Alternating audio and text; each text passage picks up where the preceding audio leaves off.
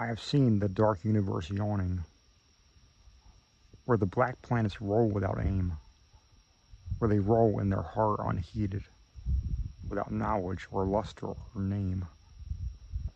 Nemesis.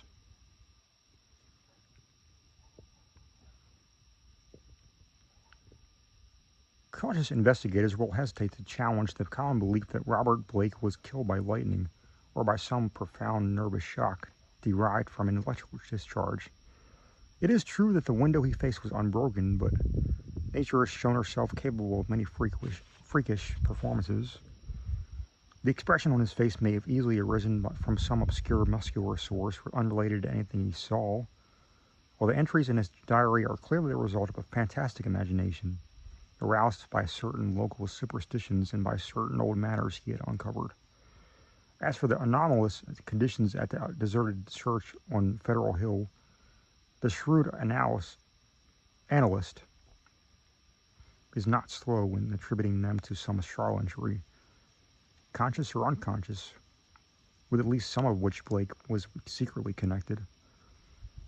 For after all, the victim was a writer and painter wholly devoted to the field of myth, dream, terror, and superstition, and avid in his quest for scenes and effects of bizarre spectral sort. His earlier stay in the city, visit to a strange old man as deeply given to occult and forbidden lore as he, had ended amidst death and flame, and it must have been some morbid instinct which drew him back from his home in Milwaukee. He may have known of the old stories despite his statements to the contrary in the diary, and his death may have nipped in the bud some stupendous hoax destined to have a literary reflection. Among those, however, who have examined and correlated all this evidence, there remain several who cling to less rational and commonplace theories.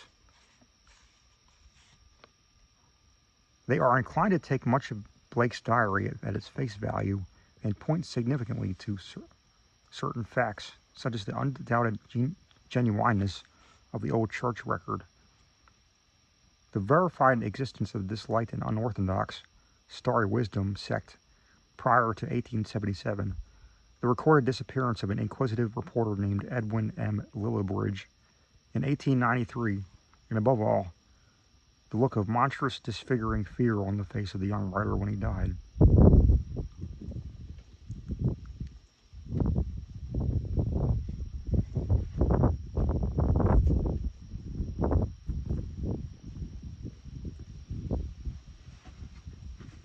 It was one of those believers, moved to fantastical extremes, threw into the bay the curiously angled stone in its strangely adorned metal box found in the old church steeple. The black, windowless steeple in the tower, and not the tower where Blake's diary said those things originally were, though widely censured both officially and unofficially, this man, a reputable physician with a taste for odd folklore, averred that he had rid the earth of something too dangerous to rest upon it. Between these two schools of opinion, the reader must judge for himself. The papers have given the tangible details from a skeptical angle, leaving for the others the drawing of the picture as Robert Blake saw it, or thought he saw it, or pretended to see it. Now, studying the diary closely, dispassionately, and at leisure, let's summarize the dark chain of events from the expressed point of view of their chief actor. Young Blake returned to Providence in the winter of 1934-5, taking the upper floor of a venerable dwelling in a grassy court off College Street on the crest of the great eastward hill near the Brown University campus and behind the marble John Hay Library. It was a cozy and fascinating place in a little garden oasis of village-like antiquity where huge friendly cats sunned themselves atop a convenient shed. The square Georgian house had a monitor roof, classic doorway with fan carving, small pane windows. and all the other earmarks of early 19th century workmanship. Inside were six-paneled doors, wide floorboards, a curving colonial staircase, white Adam period mantels, and a rear set of rooms, 3 steps below the general level.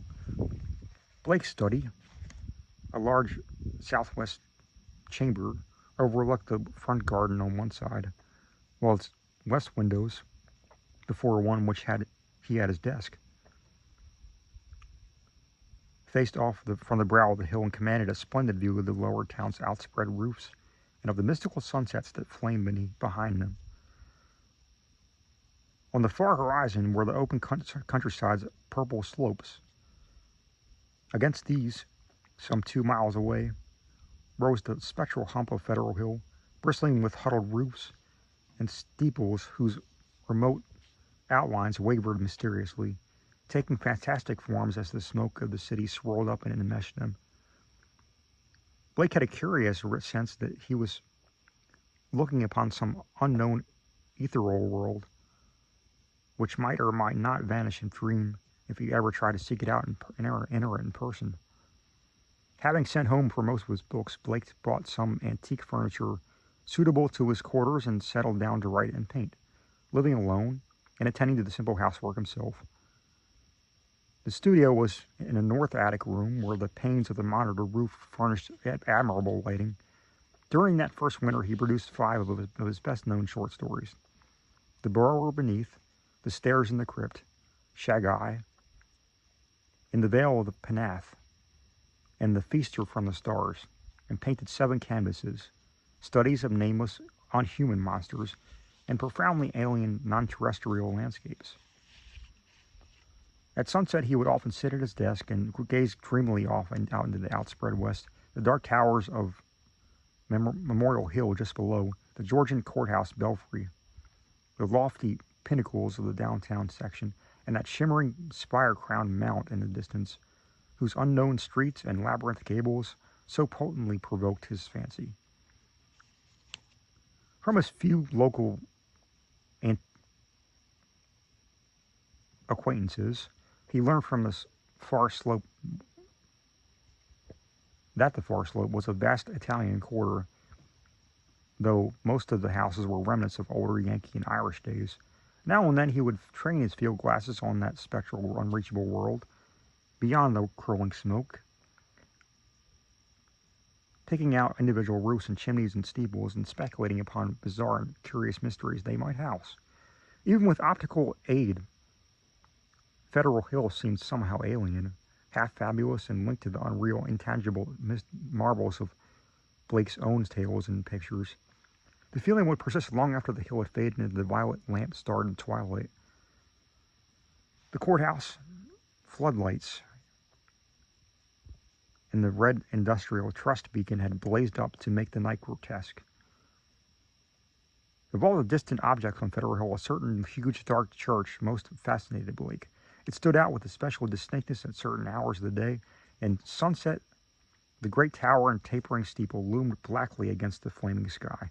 It seemed to rest especially upon high ground, for the grimy facade, and obliquely seen north side, with sloping roofs and tops of great pointed windows, rose boldly above the tangle of surrounding ridgepoles and chimney pots.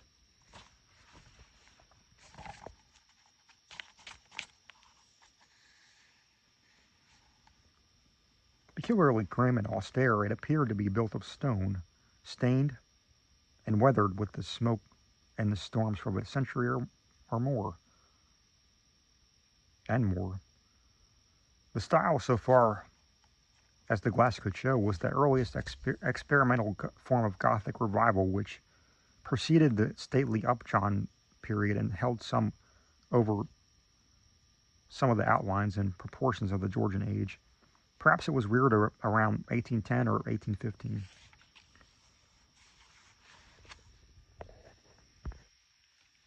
As months passed, Blake watched the far-off, forbidding structure with an oddly mounting interest.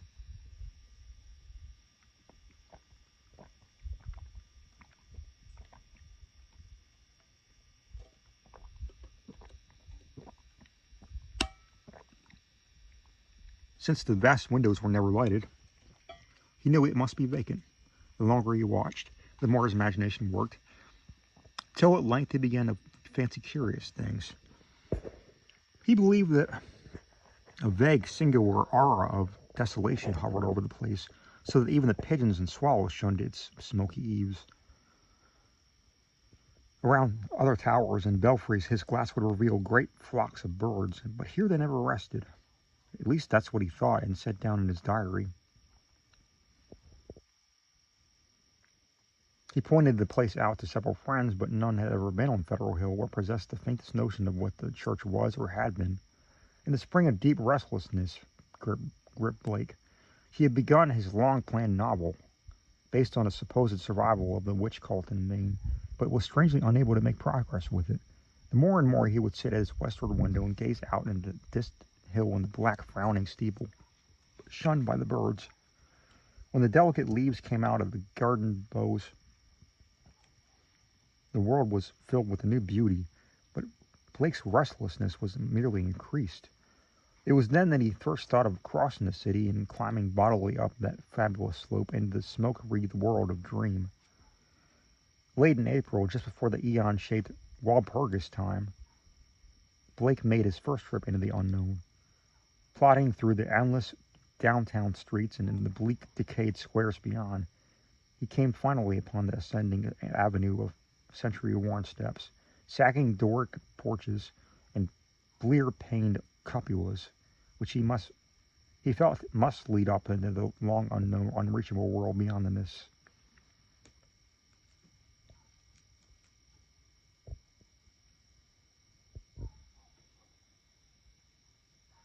There were dingy blue and white street signs which meant nothing to him, and presently he noted the strange dark faces of the drifting clouds, and the foreign signs over curious shops and brown, decade-weathered buildings. Nowhere could he find any of the objects he had seen from afar, and so that once more he fancied that the Federal Hill of the distant view was of a dream world never to be trod by living human feet. Now and then a battered church facade or crumbling spire came in sight, but never the blackened pile that he sought. When he asked a shopkeeper about a great stone church, the man smiled and shook his head, though he spoke English freely. As Blake climbed higher, the region seemed stranger and stranger, with bewildering mazes and brooding brown alleys leading eternally off to the south. He crossed 2 or 3 broad avenues and once thought he glimpsed a familiar tower. Again he asked the merchants about the massive church of stone. This time he could have sworn that the plea of ignorance was feigned. The dark man's face had a look of fear which he tried to hide, but made Blake saw him make a curious sign with his right hand. Then suddenly a black spire stood up out against the cloudy sky on his left, above the tiers of brown roofs lining the tangled southerly alleys. Blake knew at once what it was and plunged toward it through the squalid, unpaved lanes that climbed from the avenue. Twice he lost his way, but somehow dared not to ask any of the patriarchs or housewives who sat on their doorsteps, or any of the children who shouted and played in the mud of the shadowy lanes. At last he saw the tower plain against the southwest, and a huge stone bulk rose darkly at the end of an alley. Presently he stood in a west-swept open square, quaintly cobblestoned, and a high bank wall on the farther side. This was the end of his quest, for upon the wide, iron-railed, weed-grown plateau which the wall supported, a separate, lesser world raised fully 6 feet above the surrounding streets.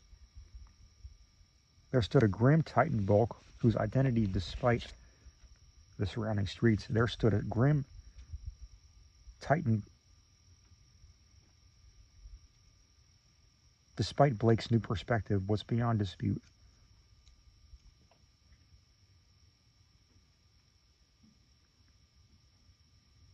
The vacant church was in a state of great decrepitude. Some of the high stone buttresses had fallen.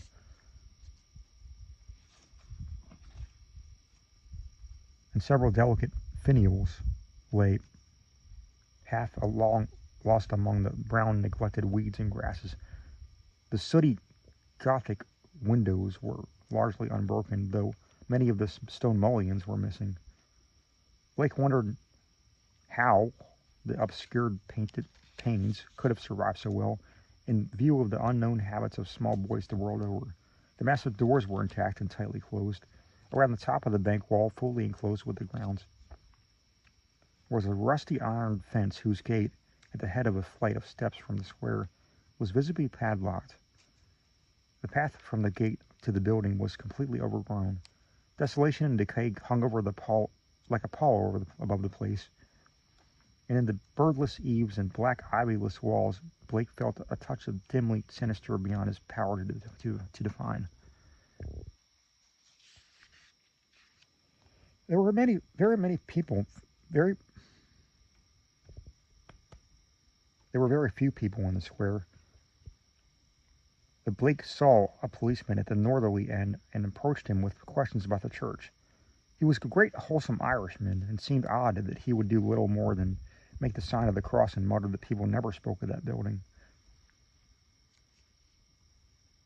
When Blake pressed him, he said very hurriedly that the Italian priest warned everybody against it, vowing that a monstrous evil had once dwelt there and left its mark.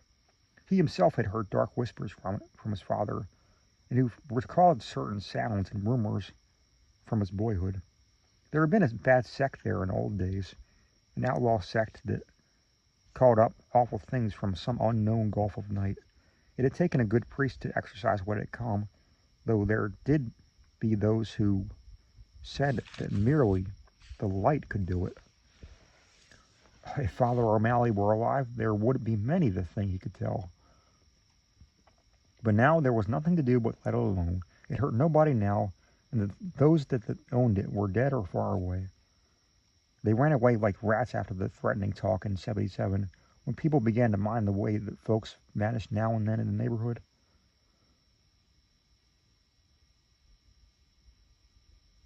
Someday the city would step in and take the property for lack of heirs, but little good would come to anybody's touching it.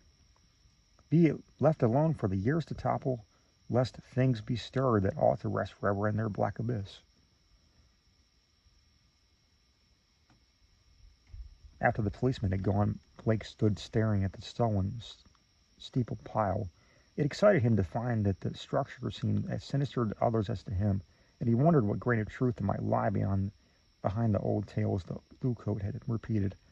Probably they were mere legends evoked by the evil look of the place, but even so, they were like the strange coming to life of one of his own stories. The afternoon sun came out from behind the dispersing clouds, but seemed unable to light the stained, sooty walls of the old temple that towered on its high plateau. It was odd that the green of spring had not touched the brown, withered growths in the raised iron fenced yard. Blake found himself edging nearer the raised area and examining the blank wall and rusted fence and possible avenues of ingress. There was a terrible lure about the blackened fane which was not to be resisted. The fence had no opening near the steps, but around on the north side were some missing bars. He could go up the steps and walk around on the narrowest coping outside the fence until he came to the gap. If people feared the place so wildly, he would encounter no interference. He was almost on the embankment and almost made it inside the fence before anyone noticed him. Then, looking down, he saw a few people in the square edging away and making the same sign with their right hands that the shopkeeper in the avenue had made. Several windows were slammed down, and a fat woman darted into the street and pulled some small children inside a rickety, unpainted house. The gap in the fence was very easy to pass through, and before long Blake found himself wading amidst the rotting, tangled growths of the deserted yard. Here and there the worn stump of a headstone told him that there had been once been burials in this field, but that, he saw, must have been very long ago. The sheer bulk of the church was oppressive now that he was close to it, but he conquered his mood and approached to try the three great doors in the facade. All were securely locked, so he began a circuit of the Cyclopean building in quest of some minor and more penetrable opening. Even then, he could not be sure that he wished to enter that haunt of desertion and shadow, yet the pull of the strangeness dragged him on automatically. A yawning and unprotected cellar window in the rear furnished the needed aperture. Peering in, Blake saw a subterranean gulf of cobwebs and dust faintly litten by the western sun's filtered rays. Debris, old barrels, and ruined boxes and furniture of numerous sorts met his eye, though over everything lay a shroud of dust which softened all sharp outlines. The rusted remains of a hot air furnace showed that the building had been used and kept in shape as late as the mid-Victorian times. Acting almost without conscious initiative, Blake crawled through the window and let himself down to the dust carpet and the debris-strewn concrete floor. The vaulted cellar was a vast one, without partitions, and in a corner far to the right, amidst dense shadows, he saw a black archway evidently leading upstairs. He saw a peculiar sense of oppression at being actually within the great spectral building, but kept it in check as he cautiously scouted about, finding an still intact barrel amidst the dust, and rolling it over to the open window to provide for his exit. Then, bracing himself, he crossed the wide cobweb festooned place toward the arch. Half choked with omnipresent dust and covered with ghostly gossamer fibers, he reached and began to climb the worn stone steps, which rose into the darkness. He had no light, but groped carefully with his hands. After a sharp turn, he felt a closed door ahead, and a little fumbling revealed its ancient latch. It opened inward, and beyond it, he saw a dimly illumined corridor, lined with worm-eaten paneling. Once on the ground floor, Blake began exploring in a rapid fashion. All the inner doors were unlocked so that he freely passed from room to room. The colossal nave was almost an eldritch place, with its drifts and mountains of dust over box pews, altar, hourglass pulpit, and sounding board, and its titanic ropes of cobweb stretching among the pointed arches of the gallery and entwining the clustered Gothic columns. Over all this hushed desolation played a hideous leaden light as the declining afternoon sun sent its rays through the strange, half-blackened panes of the great apsidal windows. The paintings on those windows were so obscured by soot that Blake could scarcely decipher what they had represented, but from the little he could make out, he did not like them. The designs were largely conventional, and his knowledge of obscure symbolism told him much concerning some of the ancient patterns. The few saints depicted bore expressions distinctly open to criticism, while one of the windows seemed to show merely a dark place with spiral, curious luminosity scattered about in it. Turning away from the windows, Blake noticed that the cobweb cross above the altar was not of the ordinary kind, but resembled the primordial ankh, or crux anxata, of shadowy Egypt. In a rear vestry room, beside the apse, Blake found a rotting desk and ceiling-high shelves of mildewed, disintegrating books. Here, for the first time, he received a positive shock of objective horror, for the titles of those books told him much.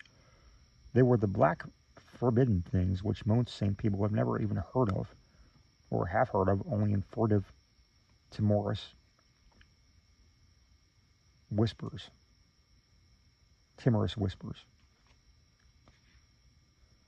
The banned and dreaded repositories of unequal vocal secrets and immemorial formulae which have trickled down the stream of time from the days of man's youth and the dim, fabulous days which before man was. He had himself read many of them, the Latin version of the abhorred Necronomicon, the sinister Liber Ivanus, the infamous Cultes de Gules of Comte de Derlete, The Unaussprechenlichen Kulten of von Jonst and old Ludwig's Prince Hellish de Vermis Mysterious. But there were others he had known merely by reputation or not at all. The Narcotic manuscripts, the Book of Dizian, and a crumbling volume of an unholy and wholly unidentifiable characters, yet with certain symbols and diagrams shudderingly recognizable to the occult student. Clearly, the lingering local rumors had not lied. This place had once been the seat of an evil older than mankind and wider than the universe.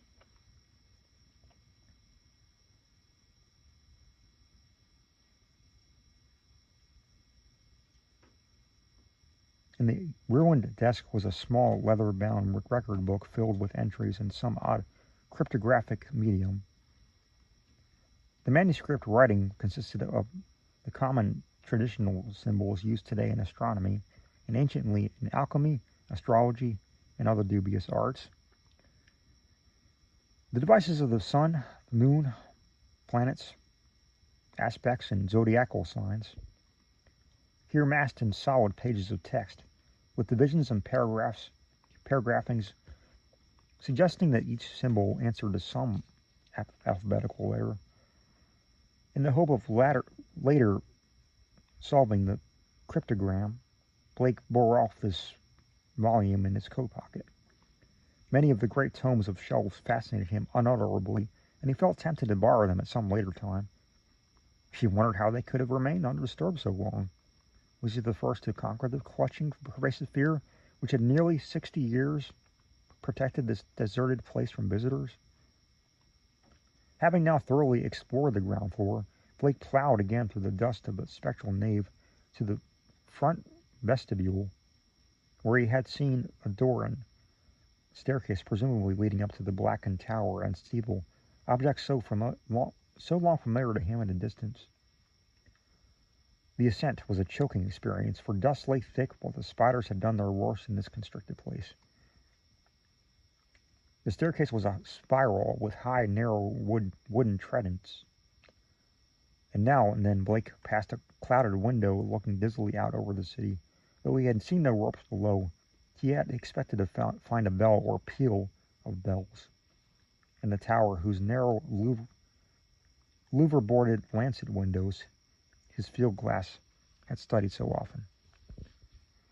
Here he was doomed to disappointment, for when he attained the top of the stairs, he found the tower chamber vacant of chimes, and clearly devoted to vastly different purposes. The room, about 15 feet square, was faintly lighted by 4 lancet windows, one on each side, which were glazed within their screening of decayed louver boards. These had been further fitted with tight, opaque screens, but the latter were now largely rotted away. In the center of the dust-laden floor rose a curiously angled stone pillar some 4 feet in height, and 2 in average diameter, covered on each side with bizarre, crudely incised and wholly unrecognizable hieroglyphs. On this pillar rested a metal box of peculiarly asymmetrical form, its hinged lid thrown back, and its interior holding what looked beneath the decade-deep dust to be an egg-shaped or regular spherical object, some 4 inches through. Around the pillar in a rough circle were 7 high-backed Gothic chairs, still largely intact, while behind them, ranging from along the dark paneled walls, were 7 colossal images of crumbling black-painted plaster, resembling more than anything else the cryptic carven megaliths in a mysterious Easter island. In the one corner of the cobweb chamber a ladder was built into the wall, leading up to the closed trapdoor of the windowless steeple. As Blake grew accustomed to the feeble light, he noticed odd bas-reliefs on the strange open box of yellowish metal. Approaching, he tried to clear the dust away with his hands and handkerchief, and saw that the figurines were of a monstrous and utterly alien kind, depicting entities which, though seemingly alive, resemble no known life form ever evolved on this planet. The 4-inch seeming sphere turned out to be a nearly black, red striated polyhedron with many irregular, flat surfaces. Either a very remarkable crystal of some sort or an artificial object of some carved and highly polished mineral matter. It did not touch the bottom of the box and was highly suspended by means of a metal band around its center. 7 clearly designed supports extending horizontally to angles of the box's inner wall near the top. This stone, once exposed, exerted upon Blake an almost alarming fascination. He could scarcely tear his eyes from it, and as he looked at the glistening surfaces, he almost fancied it was transparent. With half-formed worlds of wonder within, into his mind he floated pictures of alien orbs with great stone towers and other orbs with titanic mountains and no mark of life, and still remoter spaces where only a stirring in vague blacknesses told of the presence of a consciousness and will. When he did look away, it was to notice something singular mound on the dust in the far corner near the ladder of the steeple. Just why it took his attention he could not tell. But something in its contours carried a message to his unconscious mind. Plowing toward it and brushing aside the hanging cobwebs as he went, he began to discern something grim about it. Hand and handkerchief soon revealed truth, and Blake gasped with a baffling mixture of emotions. It was a human skeleton, and it must have been there for a very long time. The clothing was in shreds, but some buttons and fragments of cloth bespoke a man's gray suit. There were other bits of evidence: shoes, metal clasps, a large button for round cuffs, a stick pin of bygone pattern, a reporter's badge with the name Old Providence Telegram, and a crumbling leather pocketbook. Blake examined the latter with care, finding within it several bills of antiquated issue, a celluloid advertising calendar for 1893, some cards with the name Edwin M. Lillibridge, and a paper covered with a penciled memoranda. This paper held much of a puzzling nature, and Blake read it carefully at the dim westward window. Its disjointed text included such phrases as the following: Professor Enoch Bowen, home from Egypt, May 1844, buys old Free Will Church in July. His archaeological work and studies in occult well known. Dr. Drown of Fourth Baptist warns against starry wisdom in sermon December 29th, 1844. Congregation 97 by the end of 45. 1846, 3 disappearances. First mention of shining trapezohedron. 7 disappearances. 1848, stories of blood sacrifice begin. Investigation 1853 comes to nothing. Stories of sounds. Father O'Malley tells of devil worship with box found in great Egyptian ruins. Say they call up something that can't exist in light. Flees a little light and banished by strong light, then has to be summoned again. Probably got this from deathbed confession of Francis X. Feeney, who had joined Starry Wisdom in 49. These people say that shining trapezohedron shows them heaven and other worlds, and that the haunter of the dark tells them secrets in some way. Story of Orrin B. Eddy, 1857. They call it up by gazing at the crystal, and have a secret language of their own. 200 or more in Kong, 1863. Exclusive of men at front. Irish boys mob church in 1869 after Patrick Regan's disappearance.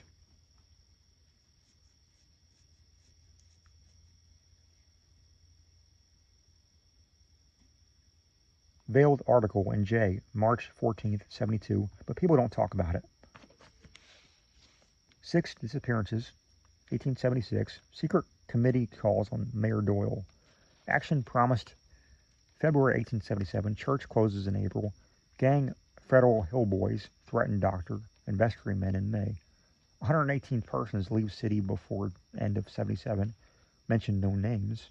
Ghost stories begin around 1880. Try to ascertain truth of report that no human being had entered church since 1877. Ask Lanigan for photograph of place taken 1851.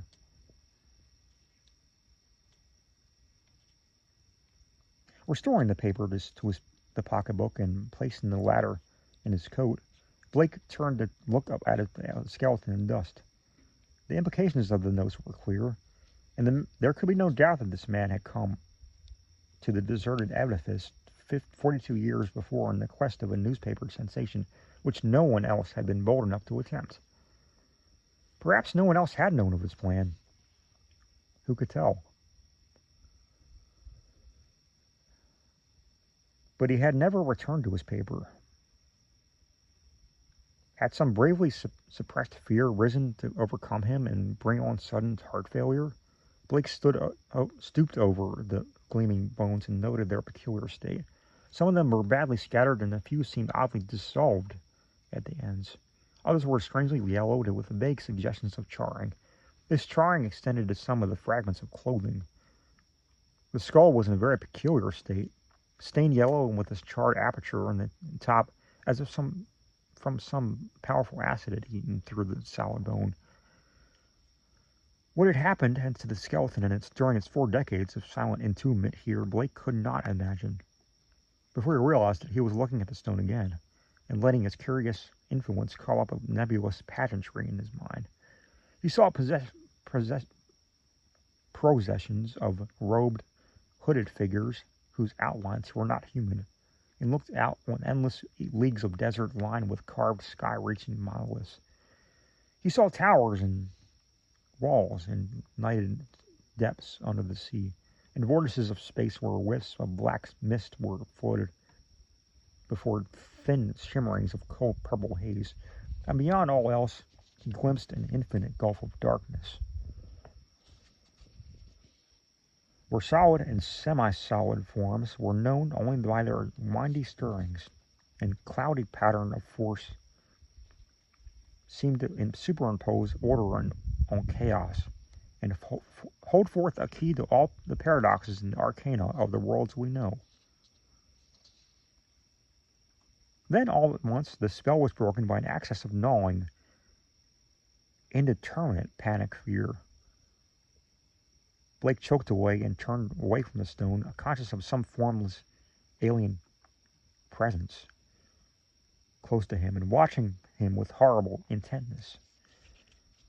He felt entangled with something which was not in the stone, but which had looked at him, something which would ceaselessly follow him with a cognition that was not physical sight. Plainly, the place was getting on his nerves. And might as well, in view of his gruesome kind,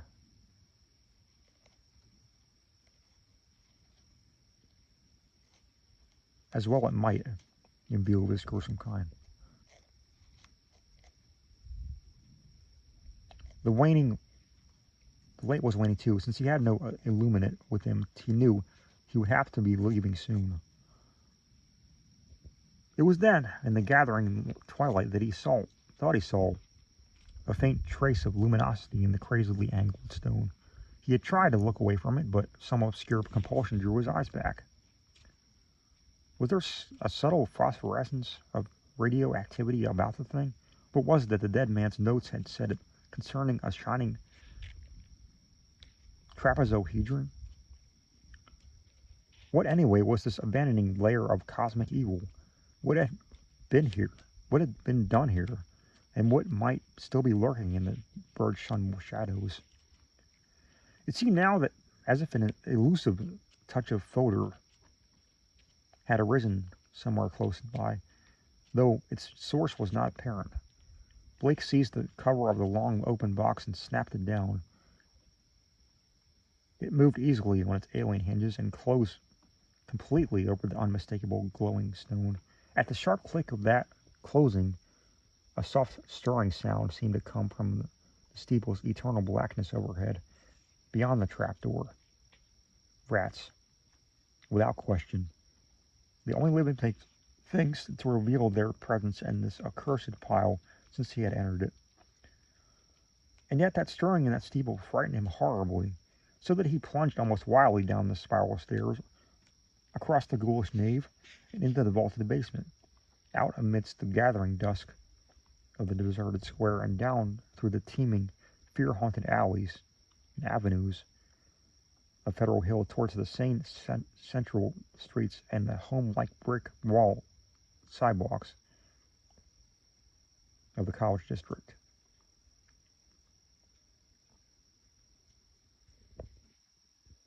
During the days which followed, Blake told no one of his expedition.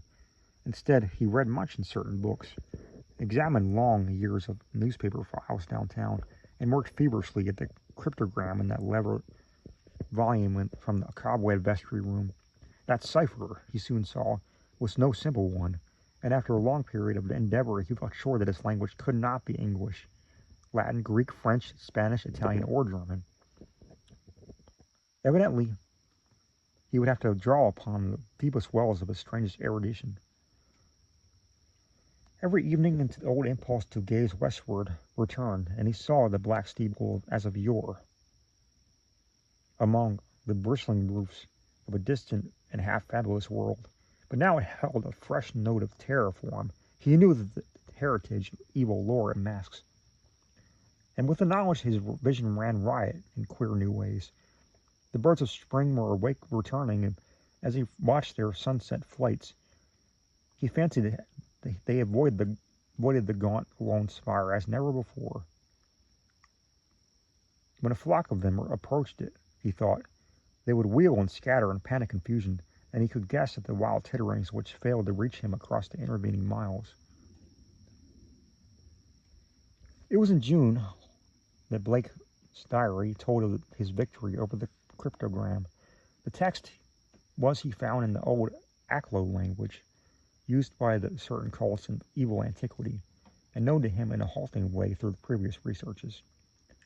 The diary is strangely reticent about what Blake deciphered, but he was patently awed and disconcerted by his results. There are references to a hunter of the dark, awaked by gazing into the shining trapezohedron, insane in conjectures about the black gulfs of chaos from which it was called. The being is spoken of almost as of holding all knowledge, and of demanding monstrous sacrifices.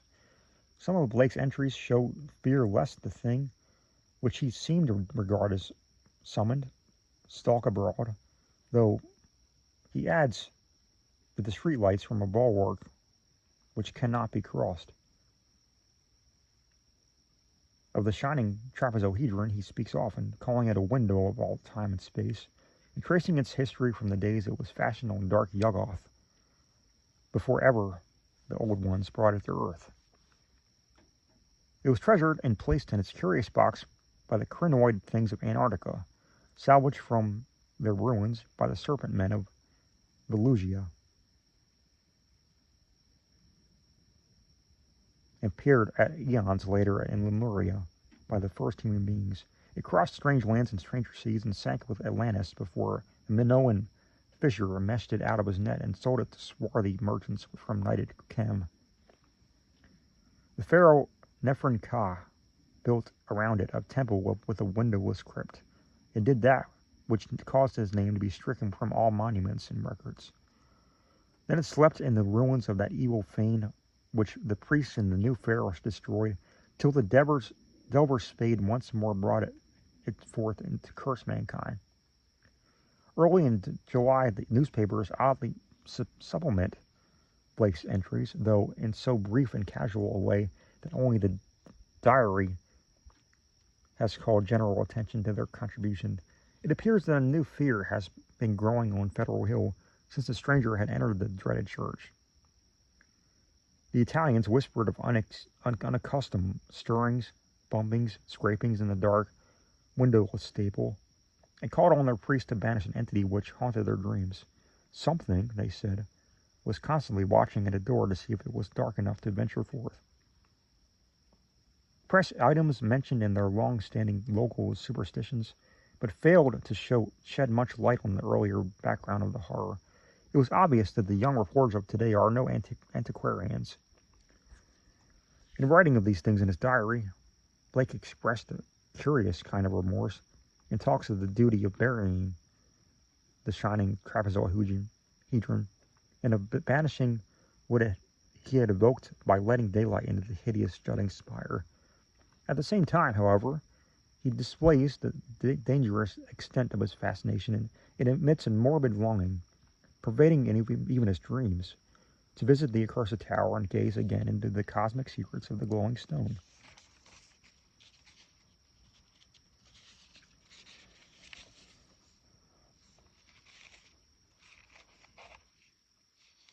Then something in the journal of the morning of July 17th threw the diarist into a veritable fever of horror. It was only then a variant of the other half-humorous items about the Federal Hill Restless. But to Blake it was somehow very terrible indeed. In the night, a thunderstorm had put the city's lighting system out of commission for a full hour, and in that black interval, the Italians, nearly gone mad with fright, those living near the dreaded church had sworn that the thing in the steeple had taken advantage of the street lamp's presence, and gone into the body of the church, flopping and pumping around in the viscous, altogether dreadful way. Toward the last it had bumped up to the tower where there were sounds of the shattering of glass. It could go wherever the darkness reached, but light would always send it fleeing.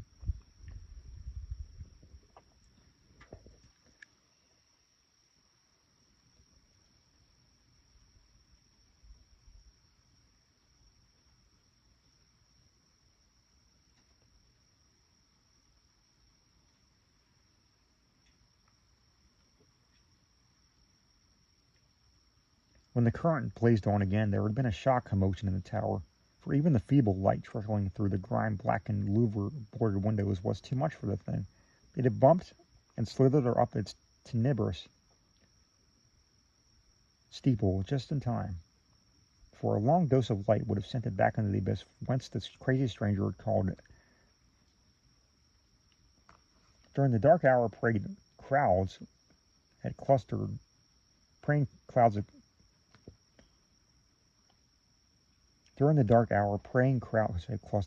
around the church, and it rained with lighted candles and lamps, somehow shielded with folded paper and umbrellas.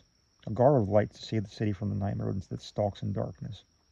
Once those near the church had declared the outer door had rattled hideously. But even this was not the worst. That evening of the bulletin Blake read of what the reporters had found, aroused at last to the whimsical news value of the scare, the pair of them had defied a frantic crowd of Italians and crawled into the church through the cellar window after trying the doors in vain. They found the dust of the vestibule and of the spectral naves plowed up against in a singular way, with bits of rotten cushions and satin pew linings scattered curiously round.